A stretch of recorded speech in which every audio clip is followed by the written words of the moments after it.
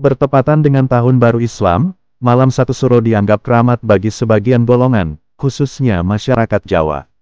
Karenanya, banyak ritual-ritual khusus yang dijalankan, seperti penjamasan, kungkum, dan lain sebagainya.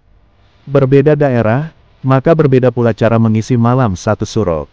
Jadi waktu diadakannya berbagai ritual, tak heran kalau malam satu suro selalu identik dengan aura mistis. Salah satunya penjamasan, yakni ritual mencuci senjata pusaka seperti keris, tombak, dan lain sebagainya yang dilakukan oleh masyarakat Jawa. Tapi bukan itu saja yang harus dilakukan. Penjamasan ini juga punya ritual khusus lainnya seperti puasa, pati geni, menyiapkan sesaji lengkap dengan menyan, tumpeng, dan berbagai persiapan lainnya. Masyarakat Jawa percaya kalau ritual mencuci benda pusaka ketika malam satu suro akan mempertahankan kesaktian benda pusaka peninggalan leluhur. Adanya berbagai kepercayaan tersebut, membuat malam satu suro makin diselimuti oleh nuansa mistis.